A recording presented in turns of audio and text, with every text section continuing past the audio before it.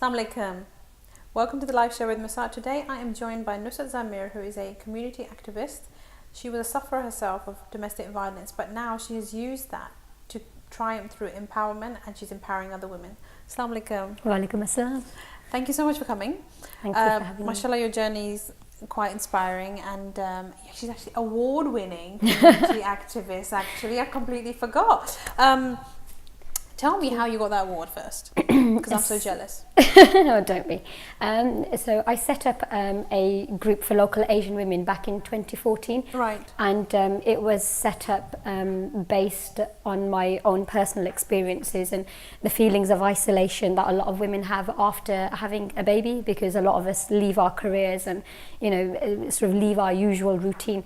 So I set up the group after having my third child, and I just wanted something to do, but at the same time I wanted to use my previous experiences to empower women. So I wanted to bring local women together, but also wanted to show them another way of doing things. So I set up in our local community centre, and obviously word kind of spread and the group grew, and then the council came to know of us. Our local MP came to visit us, and he was really impressed with what we were doing, and I think the award came off the back of that. So the following year I was put forward for Barking and Dagenham's Woman of Courage as part of their Women's Empowerment Month, which they do every March. And I won Woman of Courage, and then all the finalists from all the various categories were put into the final category, which was Woman of the Year. And alhamdulillah, I sort of won that. And how did it feel when you... I wasn't expecting it. I wasn't expecting to even get Woman of Courage, because, you know, I think a lot of the times when we go through negative experiences, we always sort of see ourselves as being not worthy. So I always thought, you know, even though somebody has put me forward and nominated, there must be people out there who have done far better than me and been through worse things, and they deserve it more so. My heart was in my throat when they read out my name as one of the finalists. And then I got that award, and I thought, right, okay, Woman of Courage, it's in the bag. Yeah, that's fine. I was ready to go home, but then we had the final category. Yeah, I just thought, that's it, I'm going to go hide now. This is enough. But then when they mentioned all the finalists for Woman of Award, my name was the first one to come up in the list, and I thought, okay, you know. And there were other people who were in that finalist category as well. And when they read out mine, I was actually filming to see who was going to win, and when they read out my name as a winner, I dropped my phone. I thought, really? I sat there in shock for a bit, looking around. My husband was with me, and a lady who she's sadly passed away now, but she actually encouraged me to set up the group, Anne Estley, and she was sitting next to me, and she just burst into tears, because she sort of had acted as my mentor and my guide throughout the whole process. So I was just like, Anne, please come with me. I don't want to go on stage on my own. And she said, no, go. And I collected it. It was an exhilarating experience, nerve-wracking too, being on stage. But it was... But obviously you have something that they saw, which is you're helping other women who come out and you know, be in a big community, and you know, having that space is important, so where they can come and share their problems, which is, I think, nowadays in the community that we have, is very, very difficult. You know, we don't have that source, and you created that source, so you should be proud of yourself. Alhamdulillah, it's a really good thing. I mean, the group itself was set up to bring women together, mothers who had recently had children and were feeling isolated, but it was also for people who had been people who have the same sort of circle of friends all the time, and people kind of get comfortable within that's their comfort zone, and then they're sort of scared to do something slightly different. So I thought, if I can widen everybody's networks, and then they have a bigger support group, then women who maybe haven't done certain things would feel encouraged or learn new skills, and you know, and that kind of thing. And that's what it was set up for. And you know, mashallah, the first few years that we've run it, it's run really, really well. We've had weekly coffee mornings, monthly workshops where I've had speakers coming in talking about all sorts of things, just to sort of educate the ladies on things that, you know, they weren't aware of. I mean, one of the workshops we ran was during not the snap election, but the one before that, and everybody had to register to vote online, and a lot of the ladies didn't know how to, or they felt that the political process wasn't for them because they're women, they're housewives, and it doesn't, it doesn't, it's not relevant to their experiences as women. And so I invited our local MP in to come in and speak to them, and our local councillor, and then I helped people register online. And the best outcome from that was, after everybody had voted, I was getting text messages all day from people saying, "Oh, Nusrat, I've just voted. Nusrat, I've just been." And our local MP, John Credis, they were like, "Oh, he was there." And I think it was a sense of achievement for a lot of women who'd maybe been in the country for 8, 9, 10 years, maybe even 15 years, and maybe never voted. So to open their eyes to something different, that was that was one of our objectives. And then off the back of that, my MP said, "Well, how would you like to take them to the Houses of Parliament so they can see where everything is done?" And so we made that a regular thing. So twice a year for the first 2 years, we were taking ladies out to Parliament. So our MP would facilitate a pass for us for up to 25 ladies. And we'd all meet up at the train station and go have the tour, and then come back in time to pick up the children. Brilliant. So that was this empowerment for women to It's all about new experiences and making people comfortable doing things that they don't normally do, and opening their minds to new experiences. So that was probably the crux of setting up the group, just to make people comfortable doing things that they wouldn't ordinarily do, and and then that sort of helps women have a bigger impact on society, because we're the backbone of society, and sometimes we're kind of seen as second-class citizens, just because we don't all have full-time jobs and we don't all pay towards a mortgage or the rent or anything like that. Seen as being people who are sort of on the periphery of society. So we're seen as being people who don't really make a contribution, but we do, because we're the mothers of the next generation. Of course. And so for us, it's really important, probably more so than the men, to have varied experiences, so we can pass on that knowledge to our children and make sure that they're upstanding citizens. And also the perspective that we come from, a lot of men don't come from that perspective. I think women, the way we think is absolutely, we will think about a million things in the day. One thing, I need to do. And they will just keep that their focus. And I think that's why women suffer more from depression, because we have such a role responsibility. But actually, funnily enough, saying that, I think there's a study saying that in Africa there are more men suffering from depression than women, because they have to go out. That's interesting. Because they have to go out and get the food and pay for medical expenses and stuff like that. But here it's actually opposite, I think, because women here are working and looking after the home. I think in Africa they were saying the women are mostly at home.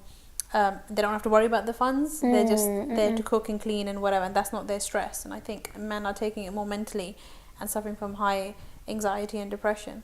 But coming back to that, your story, you've suffered from domestic violence. Can you enlighten us a bit on your story, please? I went through the education system. I did my A-levels, and I wasn't allowed to go to university because it wasn't sort of the done thing in our family, and so instead of going on to university, I was taken to Pakistan, and I was married off to a relative over there, and obviously we weren't compatible, and he had these ideas about controlling women and being the powerful one, the dominant one within the relationship. And so for him, being violent and being abusive was a way of getting that power. His abuse kind of started straight after we were married, but because I was in a foreign country and my family weren't there, I didn't know who I could go to and who would believe me or listen to me. And I think one of the other sort of accepted notions in our community is that men do abuse their wives, so what? It's kind of a common thing. So while I was in Pakistan, I didn't say anything, and I stayed there for a few months with him, and I came back to call him, and a huge part of me didn't want to call him over, but there was that pressure that I had to, and of wanting to live up to my parents' expectations and my family's expectations, and not wanting to be the bad daughter. I did what I had to do, and I called him over. And I don't know, maybe part of the reason was he found it difficult to adjust here. I think many of them did, because they're so used to being dependent in Pakistan. It's also a different lifestyle in Pakistan. I think also, and I think especially from the village, so I don't know if it's he was from the village, exactly. So I think lots of men have this thinking, oh, how can the woman be telling me what to do? How can she be going out to get bread and you know. It wasn't even telling him what to do, because I wasn't Not like, you know, the like, assertive person that I am yeah. today. In those days, I was very submissive and very, you know, subservient. No, but I think they're just so used to a woman being dependent. I think he just had these ideas before he'd even got married, that I'm Yeah. going to be top dog. I'm going to say whatever I want to say, do whatever I want to do, and she has to listen, you know, whether she likes it or not. And, you know, he had that kind of notion about everybody else as well. Like he somehow thought that he was superior to everyone. But when he came here, he struggled to find work initially, and when he found his job, I think there were a lot of people sort of the same ilk as him, so with the same sort of ideas, so they would kind of solidify each other's thoughts. And he just had these ideas that, you know, in this country, you know, women are too loose. You know, they've got too much freedom, and how dare they, and, you know, all that kind of too free. That's the one. Yeah, too free. And, you know, he just didn't like the fact that there was a lot of you know, that there were a lot of women outside of the house. You know, because in Pakistan, even though he was from the village, none of the women in his family actually had jobs, apart from, you know, doing a bit of tailoring at home. Yeah. You know, nobody else did anything else, and, you know, the men in the family went off to the bazaar and, you know, ran shops and did whatever they did. So for him to see that the culture here was completely different, I think it kind of made him feel a little bit threatened by a woman's power in this country, and so he worked really hard to break down whatever confidence I had. But you know, because I was brought up to kind of think about family honour and all that kind of thing, I sort of kind of put up and shut up for a while. And then he became physical? He became completely physically violent. You know, he used to do lots of things like closing my hands in doors, in cupboards, slapping, kicking, punching, pushing, just pulling bully, my like hair. a big bully. You know, lots of things. And there'd be times where he'd give me bruises on my face. Did your parents not know? Take me to my parents. He would take me to my parents to see how they would react and what they would do, just to kind of see what his boundaries were. He was trying to kind of test the limits with everybody. And my parents just, you know, they didn't want shame on the family. So, you know, my mum would say, look, you know, beta, this is the thing that happens, and, you know, just have sabr, have patience. So your mum was trying to say it's okay? Yeah, in a roundabout kind of way. I mean, she didn't like the fact that I was being abused. She's just trying to say, I think like I've had this conversation with a few other women that came on here, and they were saying, I think they're in the similar position because they feel if they go back to their parents, because there's this whole honour thing for women, that they feel once you're your husband's property, that's it. You have to end all or die all, which is not really the case. You have rights. We have rights, and I think we get so scared of the whole thing, thinking, I think a lot of the time we don't know what our rights are, especially the way that I was brought up. I don't know what was outside our front door. Islamically, like, this is not allowed, like obviously condemns. And that's another thing that we're not taught either. We're taught all our duties and our obligations, but we're not taught what our rights are within relationships. And that was one of the things that he used. He used religion to justify his abuse of me. And I always said to him, okay, where's the evidence? in Islam, the Prophet ﷺ says a man who physically abuses his wife is lower than a dog. I need to, you know, I should have found those quotes. No, but I'm just saying, this is many women just and I think there was this actually documentary or like a clip, I don't know if you saw it, about these women in Saudi Arabia liking the fact they get beat by their husband. Yes, I saw that. Yeah, very I was like shocked, and it's like, she's like, oh, if my husband doesn't beat me, it means he doesn't love me. And I was like, what the? I know. And I think it's just such a delusional concept that people think, oh, okay, it's allowed, and then it gives Islam a bad light. Because they're Arab, and obviously Islam was you know, originated from the Arabs. Yeah, from the Arabs. And then if people are going to turn around and say that, people are going to be like, oh, okay, it's okay, and this is what Islam teaches. And the women are saying, no, he has to beat me. And then the man's proudly saying, yeah, I have to beat her. I smack her if my dinner's not ready. Yeah, it's like, why? Thank you. Anyway, but it's unacceptable behaviour. But he thought that it was fine, and he thought that he could get away with it because in our family, you know, and none of us had been married before. I was the first one to get married, and none of us, you've not seen any. Yeah, we just didn't know how to deal with it, and obviously we all know that violence. But, you know, my father was just sort of so scared about people saying things. So I know that as a father, it must have broken his heart seeing me the way that I was. You know, but at the same time, he didn't want people gossiping about us or saying things about me if, you know, I did separate from him. So, you know, I mean, they were sad for me, but they just felt that there wasn't anything that they could do. And it went on for a number of years until I had my daughter. And I sort of expected him to change at that time, because you think you've got your daughter and you're you're a father now. There's a little who you are solely yeah. responsible for, so you need to have a better attitude towards women. But it didn't work with him.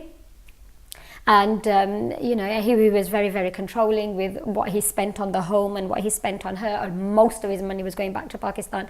And he would threaten my daughter as well, and she was a baby, and he would say things like, "Oh, she cries too much, why don't you sedate her?" I thought, how can I sedate her? Things like that. Or we once took her to the hospital because she had an ear infection, and he asked the nurse to inject her to put her to sleep because she'd been crying so much, and the nurse was like, "She's a tiny baby, we can't put her to sleep. She's crying because she has an ear infection once you put the..." Yeah. But there was lots of things that he just, culturally he just didn't find it acceptable. He just didn't, he just didn't like it. Things used to anger him, like women driving cars used to really annoy him. Women having jobs used to really bother him, because obviously having a job gives you financial independence, which means you're not depending on your partner, which means he doesn't have that control. And wow. he just, not that it was happening in our family, because I wasn't working, he was. But when he saw it in other, he thought I might sort of learn from them. So he sort of restricted my visiting extended family members and things like that. So he really controlled every aspect of my life. And it just got to a point where I thought, enough's enough. I can't do this, because for me the biggest thing was that my daughter deserved a better life. She didn't deserve to be living with a father like that. And so I thought, okay, enough's enough, I'm going to leave. And I told my family I can't live with him anymore, I can't do anything. And they were like, well, do what you have to do. And I didn't want them to sort of take the responsibility of separating us, because I didn't want them to be held accountable for anything. So I called the police. Wow. And I said, can you this is what's been going on. This is, he'd hit me the night before that. How did you get the courage at that point? Was you just... Oh, I read lots of Nafal. Oh, bless you. I was shaking when I made the call, because it was a last resort. It wasn't something I wanted to do, but I just didn't know what else I could do. I just couldn't fathom living like that for another week or another month. Yes. Or a year, and then looking at my little girl who was going to be How almost old was she 1. at the time? She was almost 1. Okay. No, she'd just turned 1 at the time. So the things had escalated before her first birthday. The violence had become really bad, after her first birthday, I just thought, I can't have you going through these cycles where men are abusive, men are controlling of their daughters, controlling of their wives. She deserves a better life, because I know what Islam teaches and I know what rights she should have, but I don't want her to be denied them. So the violence from the night before, he had said things like he was going to finish me off and all the rest of it. So I don't know whether he would have, but it was a strong enough threat, and he had hit me. What was the argument about?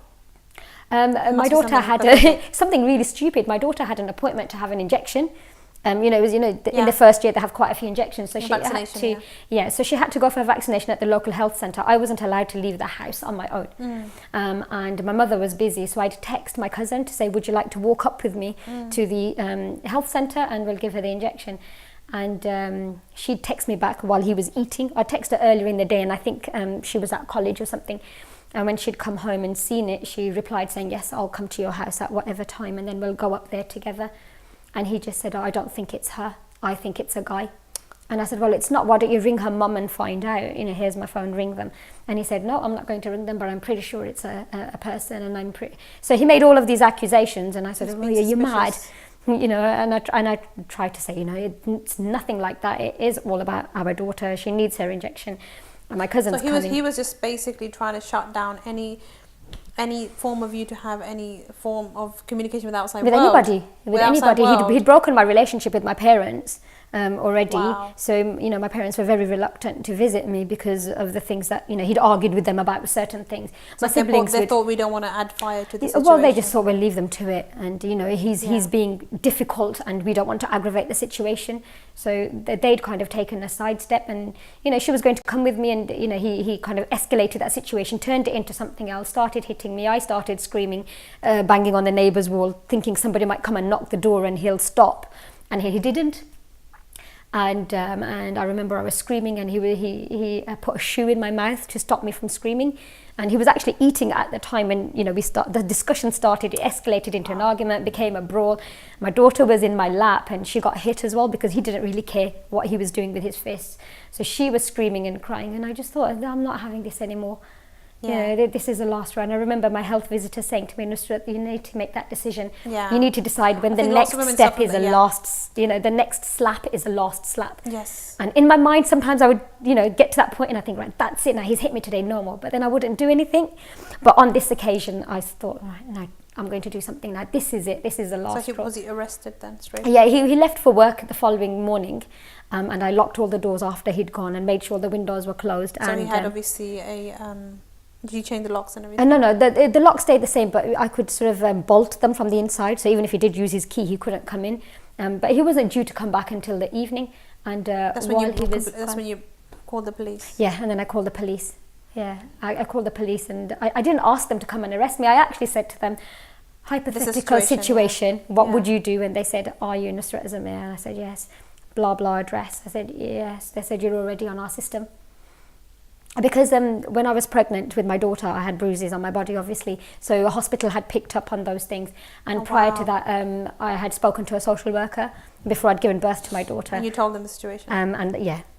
I don't think it was before I'd given birth, actually. I think it was just after I'd given birth, and I'd sort of said, I need help, I need support. I was looking for ways out, but I was looking for... Well done for reaching out, because lots of women don't.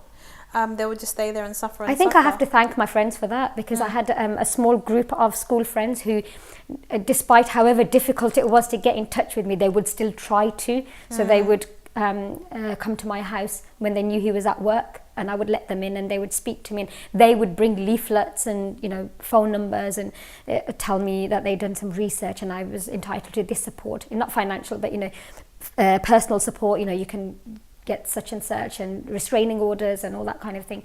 But I just didn't make the decision until that day. So when I rang the police, because I'd already been flagged up on their system, they sort of said, we're sending a squad car around. And a car turned up about 20 minutes later. They sat with me. They made me tea. There were two officers. One made me tea. The other one played with my daughter. They took down my statement.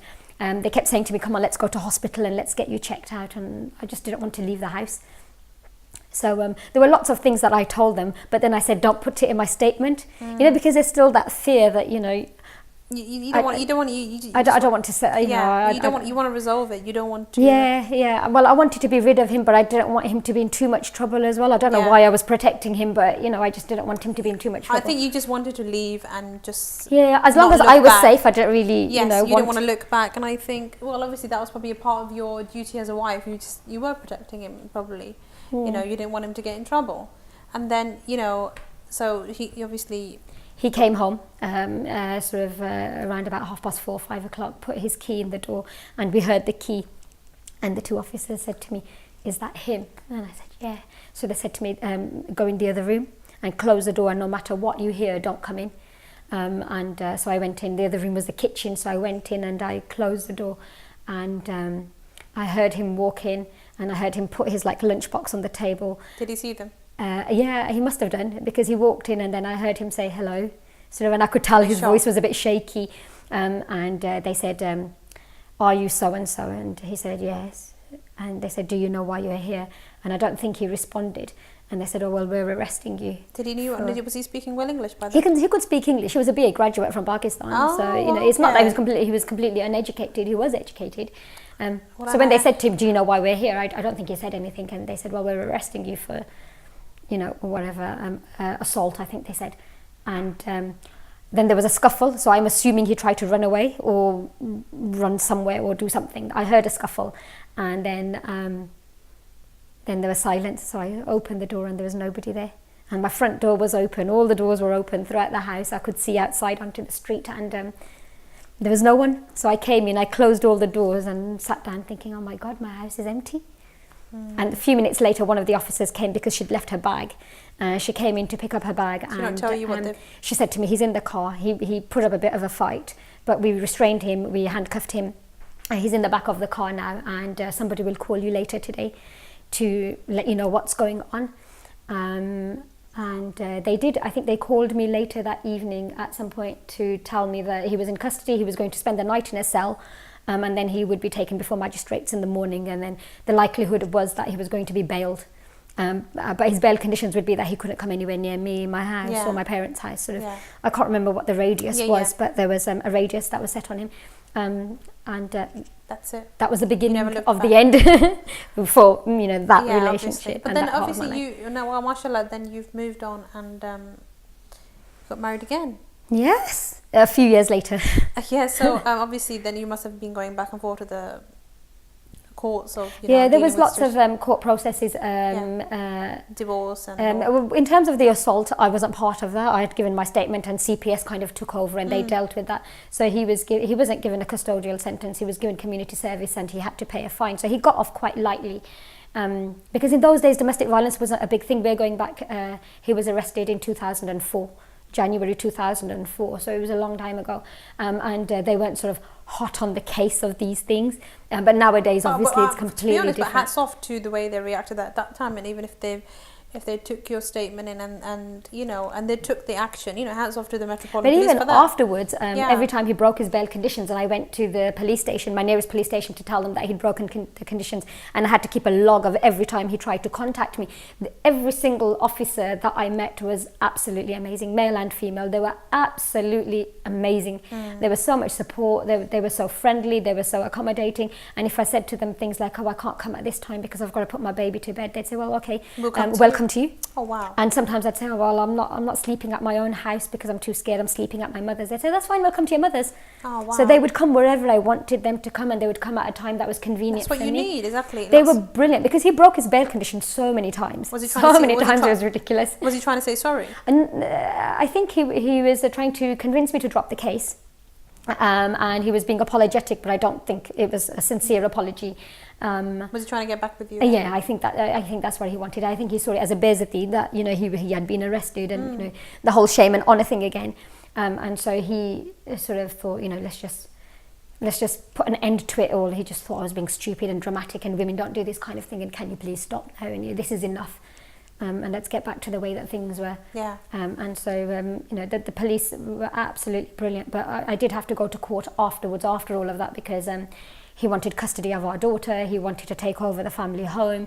And then obviously I proceedings, because I thought there's no point trying to hold something that's not there anymore. It's already broken, I can't fix it. Yeah. And also the thing is, when you get over a certain line within the relationship, there isn't any going back after that. So it wasn't just my trust that had been betrayed, because there were so many things that he did within the marriage that were unacceptable.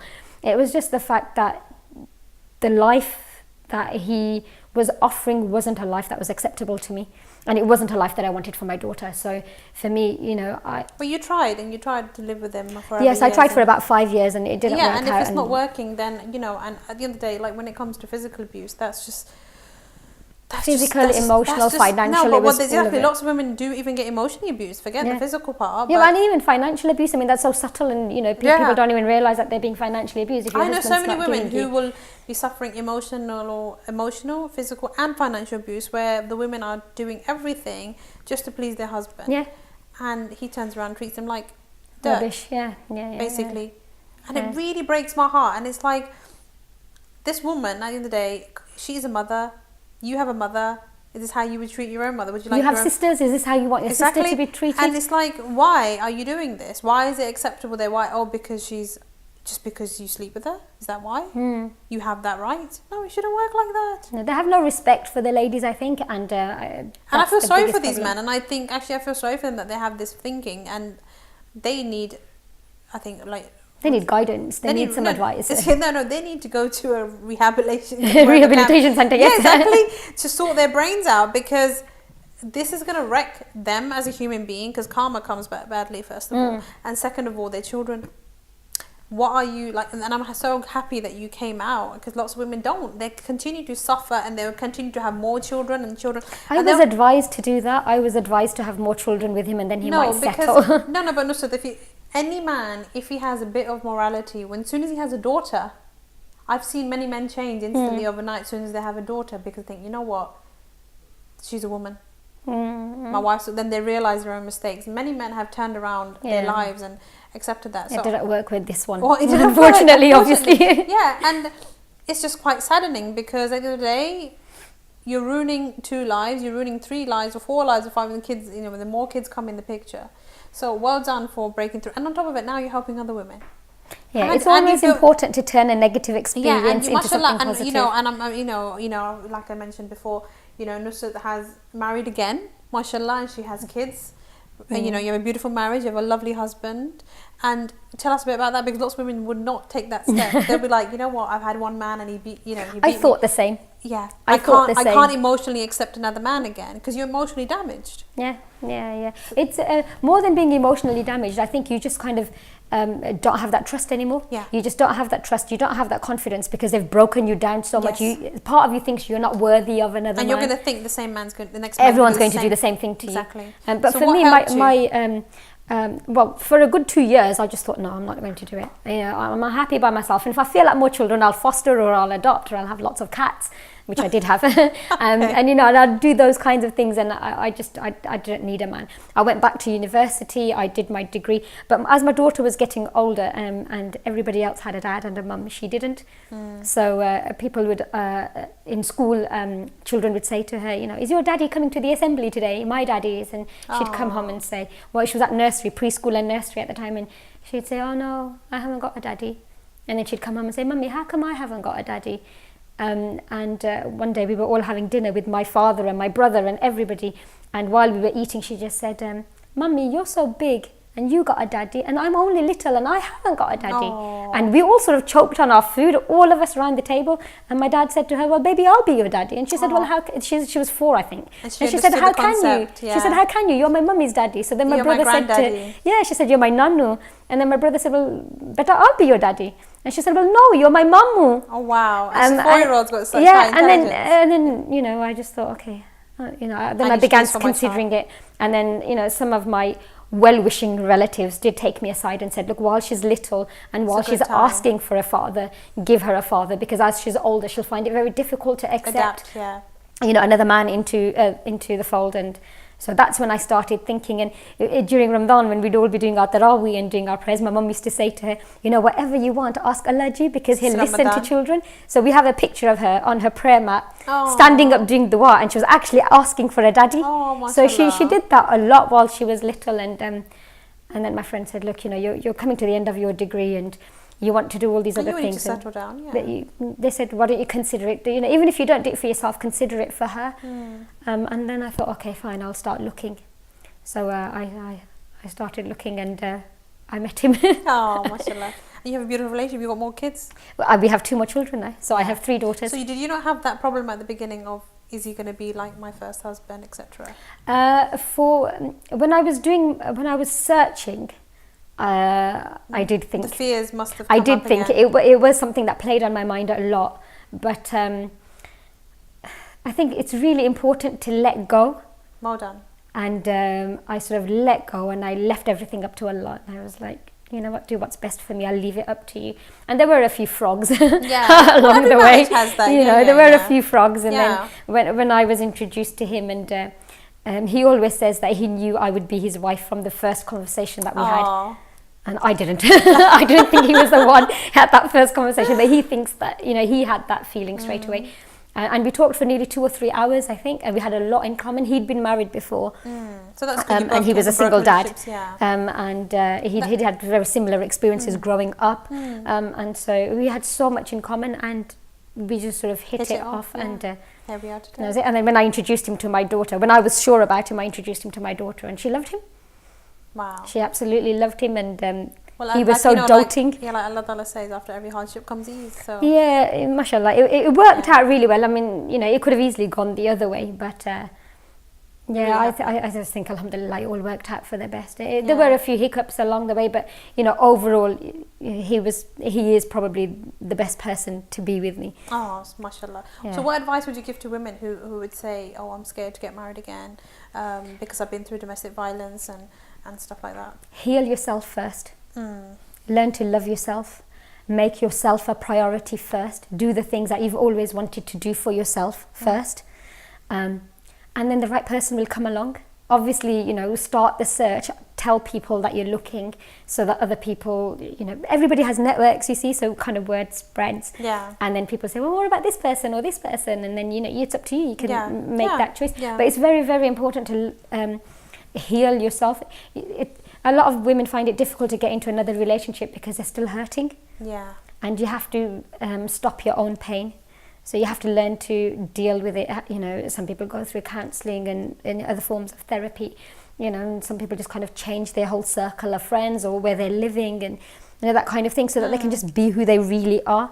And it's until you're comfortable in your own skin and your own personality that the right people start coming into your life. Yeah.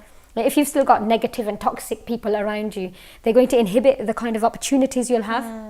So I went back to university because for me, going to university was my ultimate thing. So I went to university, I started doing my degree. I took I had about a year or so by myself, just healing while I was going through all the court processes and things. And that was a very difficult time. I don't remember a lot of it because it was so difficult and so painful. And my family helped me so much. My sisters and my parents looked after my daughter and fed her, clothed her, bathed her, did everything. And that gave me that headspace to deal with things. And then towards the end of that year, I thought, right, you know, it's important for me to get my degree to give me some self-worth, fix my self-confidence and my self-esteem. So I went to university and I met people who sort of said, oh, wow, you're really intelligent. Oh, is that what you got for your A-levels? Oh, my God, is that what you got for GCSEs? And that sort of really helped with my confidence, and I started fixing myself. So appreciating what you have. Yeah, and, you know, and I thought he was one person who said all of these negative things about me, yet there's, you know, so many people here who are saying so many positive things about me. So who do I listen to? Do I hold on to what he said to me for a few years? Or do I, you know, listen to what these people are saying to me today? Yeah. And I chose to go with, you know, all the positives and those thoughts that people had about me. And, you know, there's sometimes, you know, there is a bit of pain in there still. It is still a part of my personality and a part of my being. And that's why I still do all of these things to empower women, because it helps you heal as well. Yeah, it helps me heal, and it also sort of it makes me aware that I'm utilizing my bad experiences for good, and I don't want to completely let go of all of the pain, because I'm afraid that if I let go of all of the pain, then I won't have the impetus to, you know, go all out for somebody else, because now I will move heaven and earth. If somebody needs help with something, and I will go the extra mile. A lot of people won't. Yeah. And I do it all on a voluntary basis. I don't get paid for doing the things that I do. I do it because for the love of it, because I want to make a difference in people's lives. So it's just important. Love yourself, be yourself, and once you are that, then start looking for the kind of person that, you know, you want to share your life. It's someone who's going to accept you for who you are, not someone who's going to belittle you, berate you, and bring you down, and not somebody who wants to be above you all the time, because it's a partnership. It's not a hierarchy. Like you said, once you find yourself, then it's easy to find the partner, because you know what you're looking for. So if you're just going to be, you know, it's very important to have that compatibility before you even get married. Then at least you know, okay, I can live with this person, or if I can't. But you've answered that question that I normally ask every people at the end, like give that one bit of advice. Mashallah, I've learned so much from Nusrat's story today, and I hope so have you. And like she said, look, if you are suffering from domestic violence, and if you are going through emotional abuse or whatever, you know, there is help out there. Please take it. And, you know, like Nusrat said, you know, the Metropolitan Police did help, and they, you know, they did all the right things. You know, the help is there. Take it. Stop suffering. You only live once. So think about Nusrat's story, and think about, you know, if you are suffering and if you are watching this, you know, may Allah bless you and may Allah make it easier for you. But like I said, help is out there. Please take it. So until next time on the Life Show with Musart.